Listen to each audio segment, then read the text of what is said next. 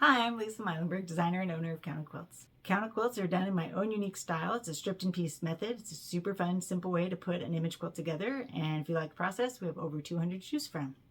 This video is going to walk you through how to put one together. Before we get started, it's important that you pick the size of the quilt you're going to want to make. Most patterns come with 3 different sizes. The first page will be for the baby size, 36 by 42 in this case. Last page has alternate sizes for a smaller or larger quilt. Make sure you use the page with the appropriate measurements before you get started. Okay, step 1 is cutting strips. I'm going to be cutting from this table. Again, if you're using an alternate size, you'll cut your strips from the table on that page. So our fabric is listed here with its yardage, and then how many 5-inch strips you're going to cut, 3.5 and 2. So I'm going to lay my fabric on my cutting mat. I got my folded edge lined up here. We're going to square it with a straight edge at the start. We're going to cut all our greens at one time. We're going to do the same thing with the next color, which is the black. Again, lining it up, that fold as close as we can on that line. Going to come give it a straight edge to start.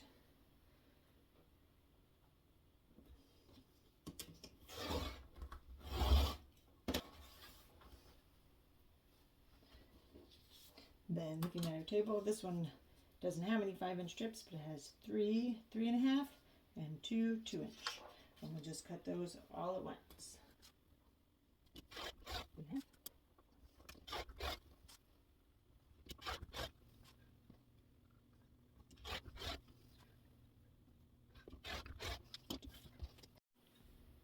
And we're going to continue doing that for every color on our chart, cutting the number of shown strips.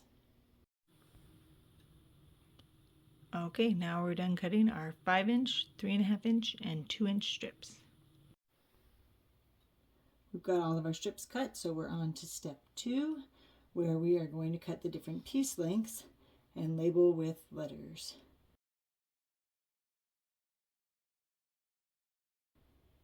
We're going to start with our 5-inch strips and cut these pieces from the blue table. If you're using the alternate size, you'll notice when you get to step 2, the pieces are not labeled underneath.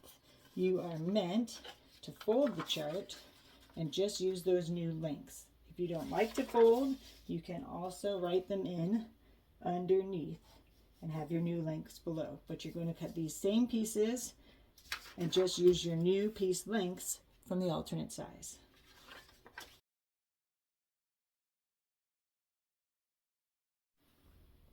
Once you've done your largest size strip, your middle size strip, we're now going to continue to the last set, the thinnest strips, in this case 2 inches. Again, if you're using an alternate size, you're going to want to fold those new smaller or larger lengths on top of your chart and cut those lengths. Here we go. We're going to again work left to right. If for some reason the measurement is longer than your strip, so 2 end to end, and then cut your length. And we're just going to work our way down. You'll start with a lot of singles and then cutting multiple colors at the same time when you can.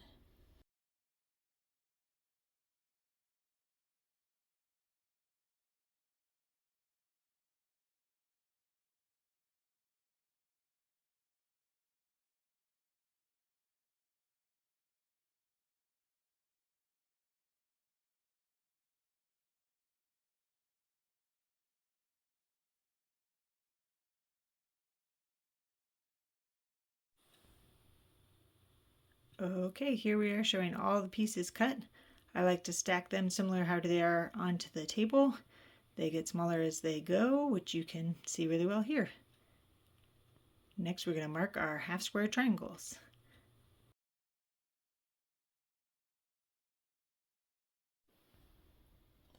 Okay, moving to our labeled diagram of the quilt top. We're going to go row by row. I like to work left to right, top to bottom.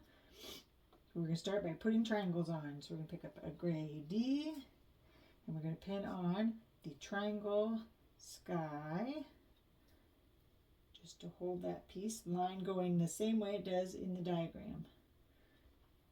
And set that aside. So we've got a triangle here, which is sky, with a black on top, traditional half square triangle, 2 squares of the same size. And then a red barn E with a black for the roof. Again, sew line going the same way it does in the image. I'm just going to line up edge to edge and put a pin in that. If you want, you can also do any small pieces that go together. For example, this one has a D barn and a D for the black window there. And you're just going to lay those right side together and put a pin in it. We're going to take those pieces over to the machine. After sewing, trim off corners and press seams open.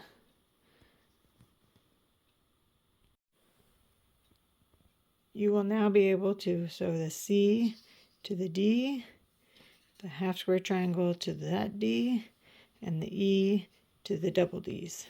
C to D, half square to D, E to D. We can now sew the K to this piece, the W to the small roof, and the top of the barn to the O. Then we're going to sew these 3 pieces together to complete the row. Again, we are pressing seams open, so our true quarters stay a true quarter. Press seams open. Okay, we're going to lay out our next row, just as it is on the map, putting together what we can, triangles first. So, K to E, that E's going to have to wait, triangle on the D, then we can sew it to that J. Then we have our big long U piece, which we can put the red K on the end, the 2 black K's together, and that ready will have to wait till the next round.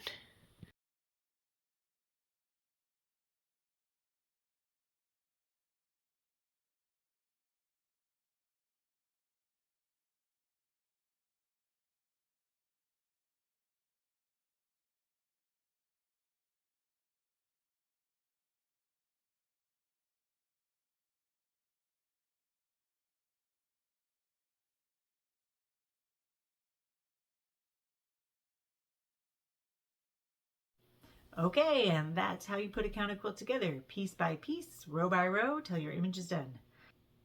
Like I said, if you like the process, we have over 200 images to choose from in a variety of themes and sizes. I hope you take a look at countedquilts.com.